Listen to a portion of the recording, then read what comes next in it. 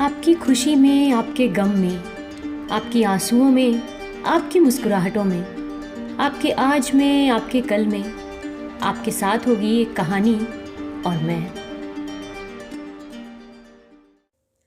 आज की हमारी कहानी है रविंद्रनाथ टैगोर जी की लिखी कहानी एक रात। तो आइए इस छोटी सी कहानी का वाचन सुनते हैं मेरी यानी मंजू की आवाज में। सुरबाला के संग मैं एक साथ पाठशाला गया हूँ और आंख मिचौनी खेल में भी उसका साथी रहा हूँ। मैं अक्सर उसके घर जाया करता था। सुरबाला की माँ मुझे बहुत प्यार करती थी। किसी किसी दिन वो हम दोनों को एक साथ खड़ा करके निरख निरख कर देखती और आपस की बातचीत में कहती, देखा दोनों की जोड़ी कैसी अच्छी लगती है। तब मैं छोटा ज़रूर था, पर उनकी इस बात के मायने समझने में मैंने कोई गलती की हो ऐसा नहीं जान पड़ता। कारण बचपन ही से मेरे मन में ये धारणा जमकर बैठ गई थी कि सुरबाला पर औरों की बनिस्बत मेरा कुछ विशेष अधिकार है। उस विशेषाधिकार के मद में आकर मैंने उस पर रौब जमाया और अन्याय किया हो तो आश्चर्य नहीं।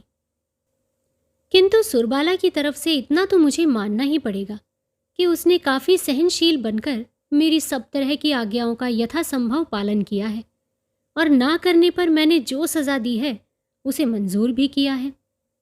मोहल्ले में उसके रूप की सब तारीफ किया करते थे, किंतु मुझ जैसे आवारा और उद्दंड लड़के की निगाह में उस सुंदरता की कोई खास कीमत नहीं थी। मैं समझता था कि सुरबाला सिर्फ मेरा प्रभुत्व मानने के लिए ही अपने बाप के घर पैदा हुई है और लिहाजा मेरे लिए वो खास तौर से उपेक्षा की चीज़ है। मेरे पिता गांव के जमींदार चौधरियों के यहाँ नवाब थे। उनकी इच्छा थी कि लिखाई में मेरा हाथ सज जाने पर मुझे वो जमींदारी सरिश्ते का काम सिखाकर कहीं पर गुमाश्ते के काम पर लगा देंगे, पर मैं उनकी इस बात से मन ही मन नाराज था। जैसे हमारे मोहल्ले का नील रतन कलकत्ता भाग कर वहाँ पढ़ लिख कर कलेक्टर साहब के नीचे नाजिर बन गया है, लगभग वैसे ही मेरे जीवन का लक्ष्य बहुत ऊंचा था।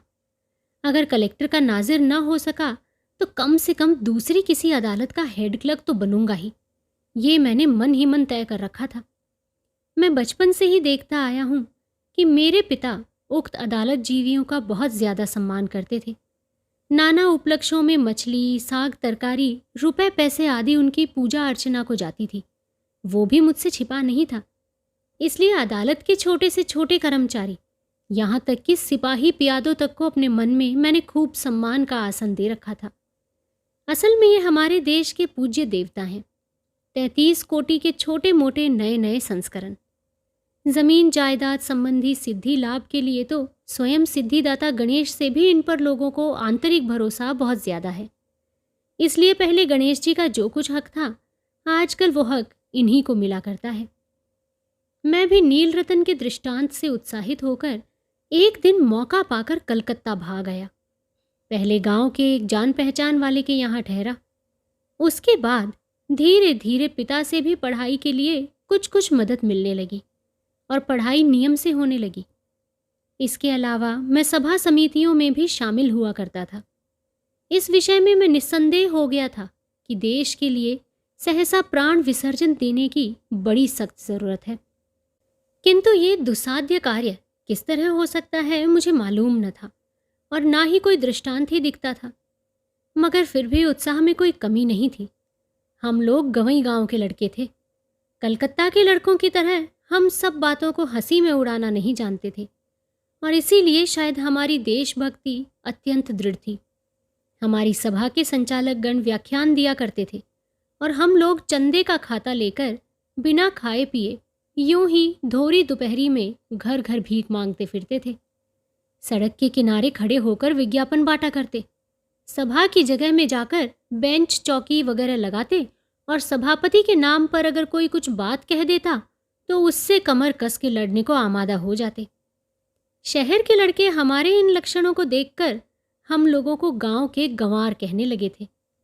कलकत्ता आया था नाजिर या सरिश्तेदार बनने, पर माजिनी या गैरीबॉल्डी बनने की तैयारियां करने लगा।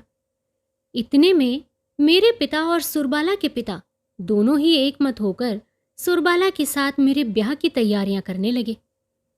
मैं 15 वर्ष की उम्र में कलकत्ता भाग आया था और तब सुरबाला की उम्र कुल 8 साल की थी। अब मैं 18 साल का हूँ। पिता का मत है कि मेरी ब्याह की उम्र क्रमशः बीतती जा रही है, पर इधर मैंने मन ही मन प्रतिज्ञा कर ली थी कि मैं आजीवन ब्याह नहीं करूँगा और स्वदेश के लिए मर मिटूंगा। पिता से मैंने कह दिया कि पढ़ाई खत्म किए बगैर मैं ब्याह नहीं करूँगा। 2 ही 4 महीने में मुझे खबर मिली कि वकील रामलोचन बाबू के साथ सुरबाला का ब्याह हो गया। पतित भारत के लिए मैं तब चंदा वसूली के काम में मशगूल था, लिहाजा ये खबर मुझे अत्यंत तुच्छ जान पड़ी। मैं एंट्रेंस पास कर फर्स्ट आर्ट्स की परीक्षा देने वाला था। इतने में पिता की मृत्यु हो गई। घर में सिर्फ मैं ही अकेला ना था, माता और 2 बहनें भी थीं। इसलिए कामकाज की टोह में घूमना पड़ा। बहुत कोशिश करने के बाद मुझे नोआखली विभाग के एक छोटे से कस्बे में एक स्कूल की सेकंड मास्टरी मिली। सोचा कि अपने योग्य काम मिल गया, अच्छा ही हुआ। उपदेश और उत्साह दे देकर हर एक विद्यार्थी को भावी भारत का सेनापति बना दूंगा। काम शुरू कर दिया। देखा कि भावी भारत की अपेक्षा यहाँ आसन्न परीक्षा की हड़बड़ी ही बहुत ज़्यादा है। छात्रों को ग्रामर और एल्जिब्रा के अलावा बाहर की और बातें समझाने से हेडमास्टर साहब नाराज़ होते हैं, और तब 2 ही महीने के अंदर मेरा उत्साह ठंडा पड़ गया। हम जैसे प्रतिभाहीन लोग घर बैठे अनेक तरह की कल्पनाएं किया करते हैं, किंतु अंत में कार्य क्षेत्र में उतरने के बाद उनके कंधे पर जब हल रखा जाता है और पीछे से पूंछ मरोड़ी जाती है, तब वो सहिष्णुता के साथ सिर झुकाए दिन भर खेत जोतने का काम करते हैं, और उसके एवज में शाम को जो भरपेट भूसा मिल जाता है उसी में वो संतुष्ट रहते हैं। फिर उनमें उछल कूद और उत्साह कुछ भी नहीं रह जाता। उन दिनों आग लगने की आशंका थी, इसलिए एक मास्टर को स्कूल में ही रहना पड़ता था। मैं अकेला आदमी था, लिहाजा मेरे ही ऊपर ये भार आ पड़ा। स्कूल से सटी हुई एक छोटी सी झोपड़ी में मैं रहने लगा। स्कूल कस्बे से बाहर कुछ दूरी पर एक बड़े तालाब के किनारे पर था। चारों तरफ सुपारी, नारियल और मदार के पेड़ थे, और स्कूल से बिल्कुल सटे हुए 2 बड़े बड़े नीम के पेड़ थे, जिनकी छाया से स्कूल के मास्टर और छात्र काफ़ी फ़ायदा उठाया करते थे। एक बात का उल्लेख करना भूल गया, और अब तक उसे मैं उल्लेख योग्य समझता भी न था। यहाँ के सरकारी वकील रामलोचन राय का मकान हमारे स्कूल के नज़दीक ही था, और मुझे ये मालूम था कि उनके साथ उनकी स्त्री, मेरी बाल्य सखी सुरबाला भी रहती है। रामलोचन बाबू के साथ मेरी जान पहचान हो गई। सुरबाला के साथ मेरी बचपन की जान पहचान थी। ये बात रामलोचन बाबू को मालूम थी या नहीं, मैं नहीं कह सकता। मैंने भी उनसे इस नए परिचय में इस संबंध में कोई बात कहना ठीक नहीं समझा। साथ ही ये बात भी मेरे मन में अच्छी तरह उदय नहीं हुई कि सुरबाला का किसी दिन मेरे जीवन के साथ कोई विशेष संबंध था। एक दिन छुट्टी के रोज़ मैं रामलोचन बाबू के घर पर उनसे मिलने गया। याद नहीं किस विषय में बात चल रही थी, शायद वर्तमान भारत की दुरावस्था के संबंध में कुछ चर्चा कर रहे थे। वो इस विषय में विशेष चिंतित और व्याकुल हों सो बात नहीं, किंतु ये विषय ऐसा है कि तंबाकू पीते पीते इस बारे में 2-1 घंटा अनर्गल बातें करते रहो तो वक्त मज़े से कट जाता है। इतने में बगल के कमरे से 2 चूड़ियों की ज़रा मीठी खनखन, ज़रा कपड़ों की खसखस और किसी के कोमल पैरों की ज़रा कुछ आहट सी सुनाई दी। मैं अच्छी तरह समझ गया कि खिड़की की सेंध में से कौतूहलपूर्ण नेत्रों से मेरी ओर कोई देख रही है। उसी क्षण 2 आँखों की मुझे याद आ गई। विश्वास, सरलता और शैशव प्रीति से छलकती हुई 2 बड़ी बड़ी आँखें थीं वो।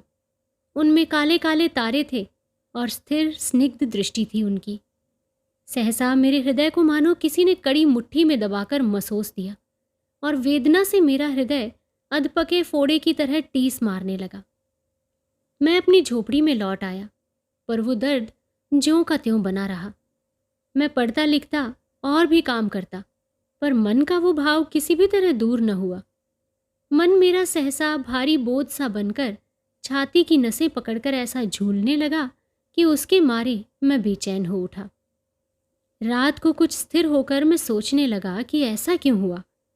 मन के भीतर से जवाब मिला, तुम्हारी वो सुरबाला कहाँ गई? मैंने उससे कहा, मैंने तो उसे अपनी इच्छा से छोड़ दिया। वो क्या हमेशा मेरे लिए ही बैठी रहती? मन के भीतर से किसी ने कहा, तब जिसे तुम चाहते ही पा सकते थे, अब अपना सिर दे दे मारने पर भी तुम्हें उसे एक बार आंखों से देखने तक का अधिकार नहीं मिल सकता।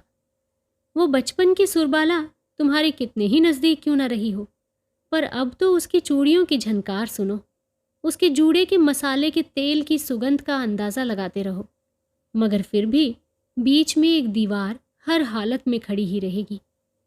मैंने कहा, रहने दो, सुरबाला मेरी कौन है? जवाब मिला, माना कि आज वो तुम्हारी कोई भी नहीं है, पर क्या वो तुम्हारी नहीं हो सकती थी? बात तो सच है, सुरबाला मेरी क्या नहीं हो सकती थी? सबसे बढ़कर अतरंग हो सकती थी, सबसे ज्यादा नजदीक और घनिष्ठ हो सकती थी, मेरे जीवन के संपूर्ण सुख दुखों की साथिन हो सकती थी। पर आज वो इतनी दूर है, इतनी पराई है कि मुझे उसे देखने तक की मनाही है। उससे बात करने में भी दोष है, उसके विषय में विचार करना भी पाप है। और एक रामलोचन नाम का अनजान आदमी अचानक ही न जाने कहाँ से आ धमका और सिर्फ 2-4 रटे हुए मंत्र पढ़ पढ़ाकर सुरबाला को दुनिया के और सबों के पास से क्षण भर में झपट्टा मार के ले गया। मानव समाज में मैं किसी नई नीति का प्रचार करने नहीं बैठा हूँ, न समाज को तोड़ने आया हूँ और ना बंधन तोड़ना मैं पसंद ही करता हूँ। मैं तो सिर्फ अपने मन के असली भावों को जाहिर करना चाहता हूँ। अपने मन में जो भाव उठा करते हैं वो क्या सभी विचार करने योग्य होते हैं? पर क्या करूं, रामलोचन के घर में दीवार की ओट में जो सुरबाला खड़ी हुई थी वो रामलोचन की अपेक्षा मेरी ही अधिक थी।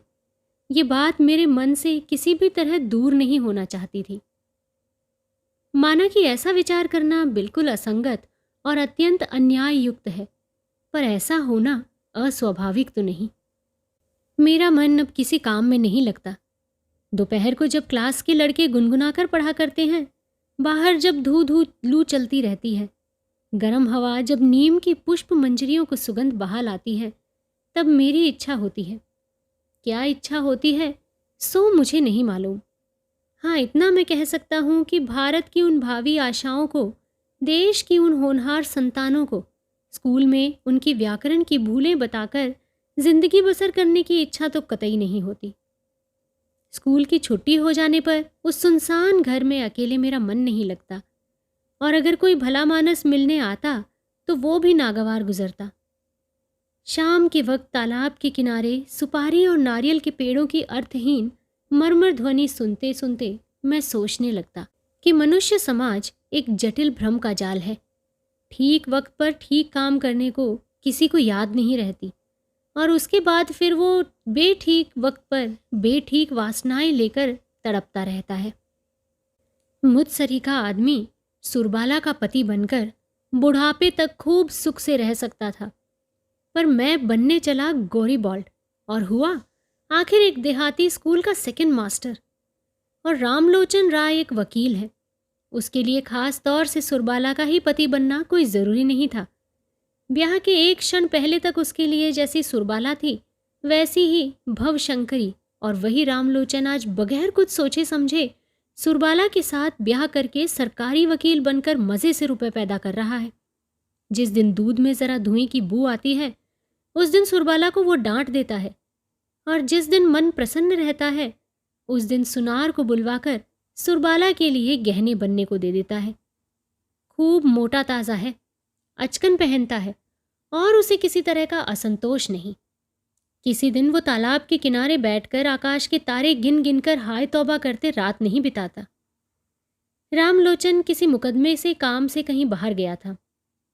स्कूल के मकान में जैसे मैं अकेला था वैसे ही उस दिन घर में सुरबाला भी शायद अकेली ही थी। याद है कि दिन सोमवार का था। सवेरे से बादल हो रहे थे। करीब 10 बजे से टप टप में बरसने लगा।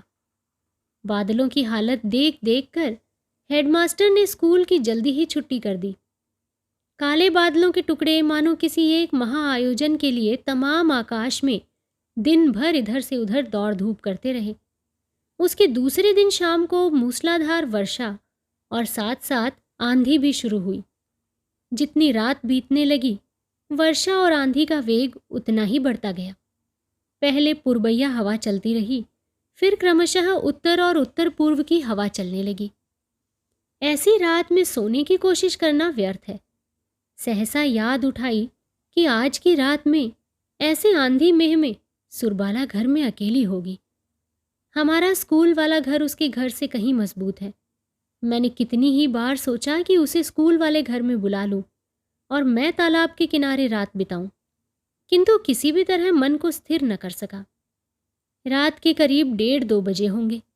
सहसा बाढ़ आने का शब्द सुनाई दिया, मानो समुद्र दौड़ा आ रहा हो। मैं घर से बाहर निकल पड़ा, सुरबाला के घर की ओर चला। रास्ते में तालाब की मेड़ थी। वहां तक पहुंचने में घुटनों तक पानी पड़ा। मैंने मेड़ के ऊपर चढ़कर देखा तो वहां एक और तरंग आ उपस्थित हुई है। हमारे तालाब की मेड़ का कुछ हिस्सा लगभग 11 हाथ ऊंचा होगा। मेड़ पर जिस समय मैं चढ़ने लगा, ठीक उसी समय दूसरी ओर से एक और आदमी चढ़ा। वो आदमी कौन था, ये मेरी संपूर्ण अंतरात्मा ने, मेरे सिर से लेकर पैर तक समस्त अंगों ने जान लिया। इसमें मुझे जरा भी संदेह नहीं था। शेष सब कुछ पानी में डूब चुका था। केवल हम ही दोनों जने उस 5-6 हाथ के द्वीप में आकर खड़े हो गए थे। तब प्रलय का समय था। आकाश में तारों का भी प्रकाश न था। संसार के सारे दीप बुझ चुके थे। एक आध बात कर लेने में भी कोई हानि नहीं थी, पर एक भी बात किसी के मुंह से नहीं निकली। किसी ने किसी से कुशल तक न पूछा। दोनों जने सिर्फ अंधकार की तरफ देखते रहे और पांवों के नीचे से घोर काले रंग का उन्मत्त मृत्यु स्रोत गरजता हुआ प्रवाहित होता रहा। आज संपूर्ण विश्व संसार को छोड़कर सुरबाला मेरे पास आकर खड़ी हुई है। आज मेरे सिवाय सुरबाला का संसार में और कोई भी नहीं है। एक दिन बचपन की वो सुरबाला न जाने किस जन्मांतर से, किस पुराने रहस्य अंधकार से बहकर इस सूर्य चंद्रालोकित लोक परिपूर्ण पृथ्वी पर मेरे पास आ लगी थी। और आज कितने दिनों बाद उसी आलोकमय लोकमय पृथ्वी को छोड़कर इस भयानक जनशून्य प्रलयांधकार में वो अकेले ही मेरे पास आकर खड़ी हुई है। जन्म स्रोत ने जिस नवकालिका को मेरे पास ला पटका था, अब मृत्यु स्रोत उसी विकसित पुष्य को मेरे पास ले आया है। अब सिर्फ एक और लहर आते ही पृथ्वी के उस टुकड़े से, विच्छेद के इस डंठल से टूटकर हम दोनों एक हो जाएंगे। वो लहर ना आवे। अपने पति पुत्र गृह धन परिवार को लेकर सुरबाला चिरकाल तक सुख से रहे। मैंने इसी एक रात में महाप्रलय के तट पर खड़े खड़े अनंत आनंद का आस्वाद पी लिया है। रात करीब खत्म हो आई। आंधी थम गई, पानी घट गया। सुरबाला बगैर कुछ बोले चुपचाप घर की ओर चल दी और मैं भी बिना कुछ कहे सुने चुपके से अपने घर लौट आया। सोचने लगा, मैं नाजिर भी न हुआ, सरिश्तेदार भी न हुआ, गैरीबॉल्डी भी न हो सका। मैं एक टूटे फूटे स्कूल का सेकेंड मास्टर हूँ। मेरे इस संपूर्ण जीवन में सिर्फ क्षण भर के लिए एक अनंत रात का उदय हुआ था। मेरी परम आयु के संपूर्ण दिनों में सिर्फ यही एक रात मेरे इस तुच्छ जीवन की एकमात्र चरम सार्थकता है। तो दोस्तों, आशा करती हूँ आपको आज की ये छोटी सी कहानी पसंद ज़रूर आई होगी।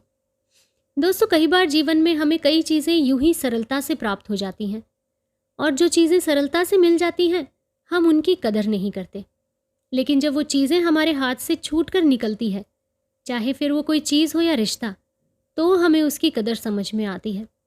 ऐसा ही कुछ इस कहानी में भी है कि जब लेखक को उसकी बचपन की सखी के साथ में बार बार नाम जोड़कर उसकी शादी की बात की जाती थी, तो उसे लगता था कि इस पर तो मेरा ही अधिकार है, और उस अधिकार के चलते उसने धीरे धीरे उसे कुछ समझना ही छोड़ दिया।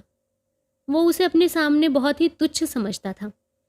और इन्हीं सब चीज़ों के बीच में जब उस लड़की की शादी कहीं और हो जाती है, तब जाके लेखक को उसके महत्व की समझ आती है।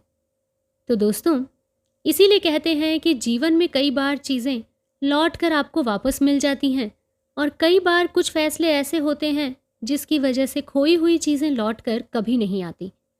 इसीलिए अपने जीवन में हर एक फैसला करने से पहले हमें बहुत ही शांति और तसल्ली से सोच विचार ज़रूर करना चाहिए। और किसी भी चीज़ को अपने जीवन में इतनी कम तरजीह नहीं देनी चाहिए। तो चलिए, इसी विचार के साथ में मैं आप सब लोगों से विदा लूँगी। जल्दी ही एक छोटी सी और अच्छी सी कहानी के साथ फिर से मुलाकात होगी। तब तक के लिए आप अपना और अपने पूरे परिवार का ध्यान रखिए, खुश रहिए और स्वस्थ रहिए। नमस्कार।